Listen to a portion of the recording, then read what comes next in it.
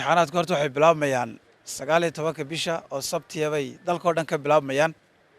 waa ilaahay mahadii diyaargarow fara badan ee xukuumadda iyo wasaaradda waxbarashadu sameeyeen in imtixaanku markaa uu dhammaystiray diyaargarowgiisii lana kala diray markaa dadkii gobollada tegayey. halkan dardaaranka ugu dambeyn ka diranaa waxa weeyaan imtixaanku sidiisaba maaha horta wax ardayga lagu ciqaabay maaha. wixii ardaygu soo bartay baa la weydiinayaa. waxaynu u baahannahay ardaygu wuxuu garanay inuu ka jawaaboon.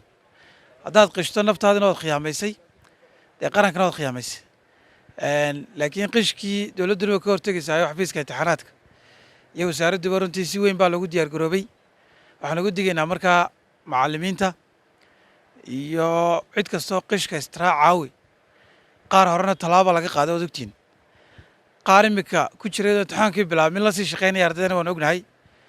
marka lagu qabtee dembiga lagu qabtana tallaabooyin baa laga qaadi doonaa.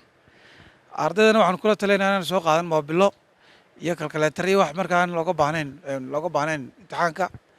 imtixaanku si wanaagsan buu u dhacayaa. gees ilaa gees dalka uu ka dhacayaa.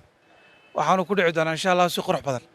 keliya waxaynu u baahannahay ardaygu inuu warqadda iyo qalinka oo welibana xafiiska imtixaanaadku u sii diyaariyey maxaa warqaddii rafka ahayd wax kasta loo sii diyaariyey qalinku inuu soo qaato kadibna imtixaanka fadhiisto kadibna uu ka shaqeeyo isagoo habiya kadibna uu ka soo baxo.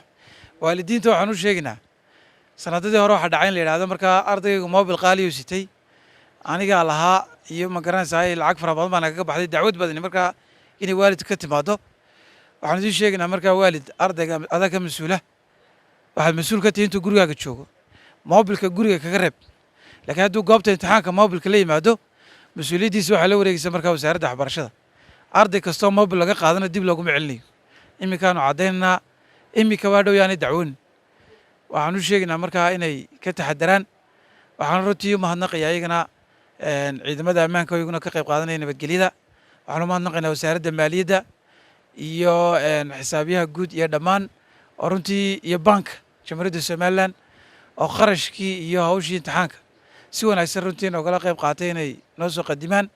aad iyo aad baan howlwadeennada guud ahaan xafiiska imtixaanaadka oo dawda hogaaminaya ugu mahadnaqaynaa subarfaysarada iyo guddoomiyaasha waxbarashada iyo darawlada imtixaanka wada